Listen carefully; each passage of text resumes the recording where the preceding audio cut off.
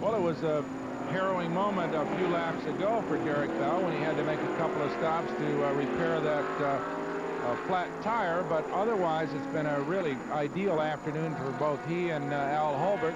Right now, all they have to do is complete this final circuit. As you said, there isn't anybody that can really challenge him. Bob Tullius well back in second place, and Derek being very cautious. Right in here was where he spun the automobile and, in fact, lost a little bit of his body work. You can see the headlight cover on the left front fender is missing, and that is a little bit of a scar that took place during that excursion off the racetrack. Well, the fiberglass bodywork on these cars, Brock, especially that nose piece, is really so flimsy you can sneeze at it real hard and blow a chunk out of it. But I'll tell you what, Steve, a Porsche 962 fiberglass nose costs $6,000. So you want to take real good care of them, even if you got a couple of spares in the pit. $6,000? Yep, that's guaranteed list price. So that's a pretty expensive little piece that probably that headlight cover cost a couple of $100. Well, he can afford to replace it with the money he's going to win as a checkered flag is displayed for Derek Bell here at the Pocono Grand Prix. A beautiful 500-kilometer drive. A drive that he shared with teammate and car owner and team manager Al Holbert, and aside from a couple of unexpected stops for a flat tire and a little slide off into the dirt, a relatively uneventful afternoon as here comes the second place finisher, Bob Tullius, who with his teammate Doc Bundy drove well all day to take second place in their Jaguar. So as Derek Bell coasts around the 2.8-mile Pocono course on his cool-off lap, we'll be back to have a chat with him and the second place finisher. Stay with us.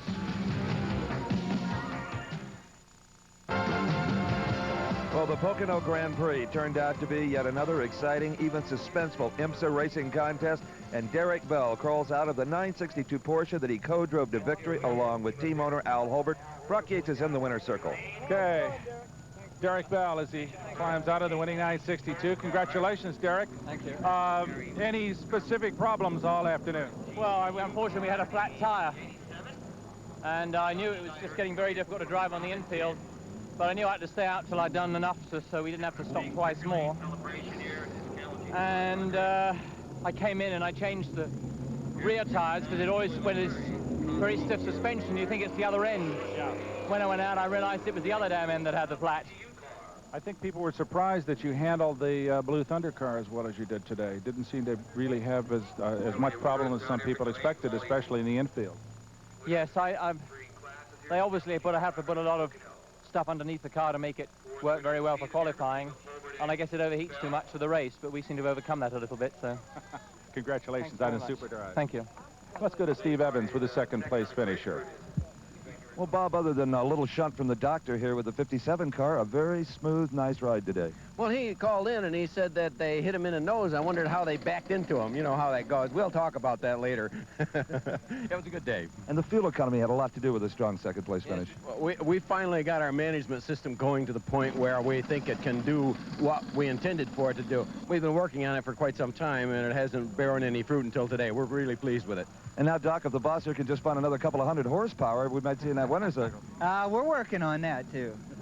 You know, there's a commercial that says something like that. You can't beat something. Well, you can't beat the knob in this business. And all the aficionados who are watching know what the knob is. Oh, indeed they do. Okay, maybe Brock Yates will explain that for us as he talks to the third-place finisher.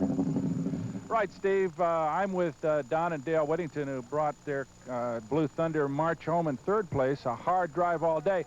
You just heard that Bob Tullius just said you can't beat the knob, Don. I'm sure you know it. He was talking about that boost knob and the turbo, and he's probably right, huh? Well, you really can't. You know, a few years ago, this series was down on his tail a little bit because they had the same situations. They had the Porsches out there. We were driving them, and you couldn't beat them at all. Then John stuck to his guns, made some good rules, but then he let that thing, you know, those type cars back in, and it's just not beatable. And when you have 300 extra horsepower, you can't beat it. So they're going to have to do something with it, or the Jaguar and all these other guys. They have the best fuel they've ever had going, but people won't put up with that. It's ridiculous.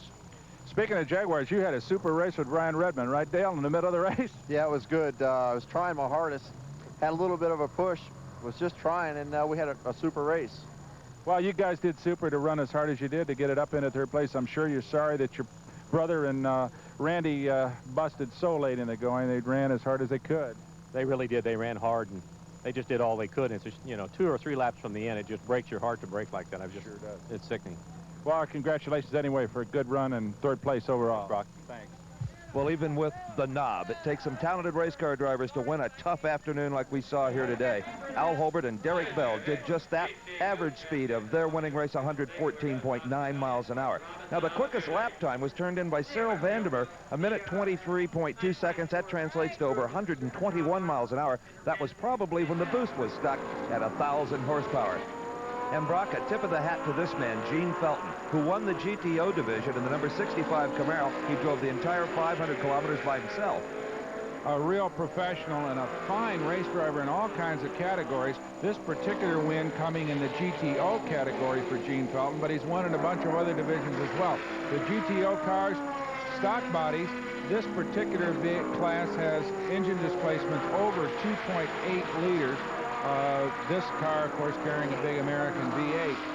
Competing against them, Porsches and Datsuns and a variety of imported machinery. Gene, a real specialist in driving big displacement American stock-type automobiles, which he really excels in. A lot of people say he's one of the most underrated drivers in the country. I agree. He has over 40 IMSA career victories. That's the most of any active driver. So again, congratulations to Gene Felton. A tough drive, a tired man, but he won it all in the GTO class.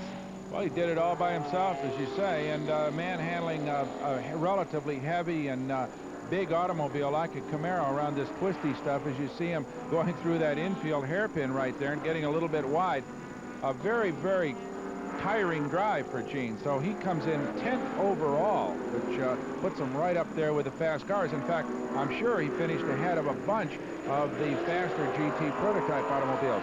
In the GTU category, the John Schneider, Elliott Forbes Robinson Porsche comes in 12th overall. That automobile, very similar in rules to the GTO automobiles, except that obviously those cars are under 2.8 liters displacement, so a smaller category of production-type cars. Gene Felton's fastest lap in the GTO class was 1:31.760 seconds, a track record. Elliott Forbes Robinson in their 924 Turbo, they won the GTU and set the fastest lap at 1:36 and change. But it was this man, Derek Bell, who really got the spotlight in the GTP category, co-driving with Al Holbert to yet another IMSA victory. And even with problems, Randy Lanier still salvaged a 5th place finish. I'm Steve Evans. Michigan